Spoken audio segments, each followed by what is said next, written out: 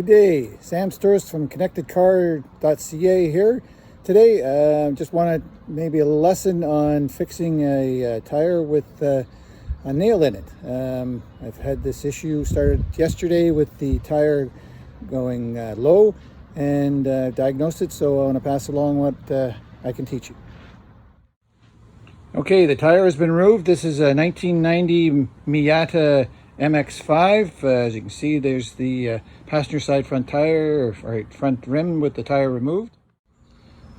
And here is the tire right here. And I'm going to show you what to do next to diagnose where the leak is. All you basically need to diagnose where the leak is basically a cup. I'm using a plastic cup here with some regular dish soap in it and a little bit of water. So there's a little brush here to rub onto the tire to see where the bubbles come up. That's basically what I'm going to be doing. I've already checked this valve stem. It's not leaking there. It's commonplace that it can happen and around the rim, but I know where it is, so I'm going to show you next what happens when you put the soap on. Okay, I'm going to place the soap where I know where the hole is, and you can see right away what happens. There you go, a little bubble there comes up. Sometimes when it's a small leak, you'll see just a whole bunch of foam. That's usually what happens on the valve stems. But you can see that big bubble, that's the air coming out of the tire. And basically where that little mark is, about right there in the picture, that's where looks like a nail or something has gone into the tire. Again, all you do is you brush it on, and the air produces the bubble. This one is fairly deep. If you see the nail or whatever sticking out, try to remove it with pliers or some type of device to pull it out. But this one looks embedded and it's not all that big, so I'm going to push it through, and I'm going to show you next what to do to seal up that hole. This is the basic kit you need to put a plug in that tire. You can buy this at many locations. Auto supply place, Canadian Tire here in Canada supplies this one. So just use this. You can hear the noise in the background. I've already used this one right here to push that nail into the tire, and you can hear now that the what this is in there plugs up the hole pretty good. But you ream that in there to push it through and to make the hole ready for the plug. Just bring it back and forth a few times to provide a good spot to put that plug in the tire.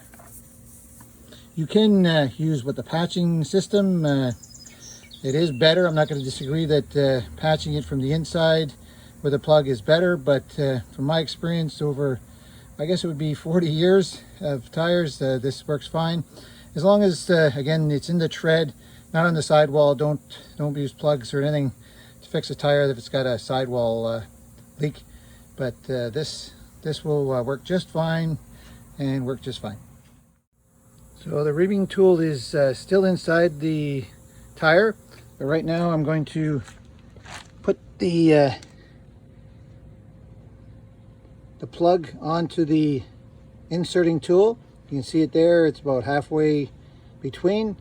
And I stick it in the compound, the sealing compound, get it nice and covered. Oops, you can see it there. There we are. Now you can see it. So I put it in there, see that it's nice and covered. And next I'm going to do is take that, pull the reaming tool out, and place the plug inside that hole. So there it is there with the plug tool. It's in about 3/4 of the way. If it goes through, you have to push fairly hard. If it pushes through, try again. Just have a little bit sticking out at the end when you pull the plug tool back out. There it is with the plug tool pulled back out. It's just a matter of just pulling straight out. Don't have to get around. And there's a little bit left over that just has to be trimmed off with a side cutters or some type of cutting tool. An X-Acto knife works well. Just gets a little messy because the glue is wet, have a rag around to wipe off whatever you're using. So that's pretty much it. The only thing left is to test it afterwards to make sure that there are no leaks there. And like I say, just trim it off. I'll show you that next. So there is the plug after I've cut it off, and I've used an X-Acto knife, and there's the leftovers. I'll just wipe that off with a cloth, clean off the X-Acto knife before I put it away. And I will test the hole next to make sure that there's the spot, and make sure there's no leaking. Okay, there is the location where I put the plug in. I put some soap on it again to test to make sure that there's no bubbles coming up and there's no longer a leak. And that's about it, other than I didn't get to show you the rubber compound that I used. This doesn't come in the original kit, so you buy that rubber cement, and that's what you use to put on the plug before you put it in the tire. That's it. Hope everything is good. Okay, the tire is back on the car. Lugs are tightened down to spec, and I did it one more time to check to make sure there was no leakage after I made sure the tire pressure was at its recommended pressure rating. So that should be it in regards to the tire repair. That's it for this lesson on, well, you have to fill the tire up. That's my compressor going. You need to fill the tire up to its proper pressure, put it back on the car, and you're good to go. Sam Stouros, connectedcars.ca.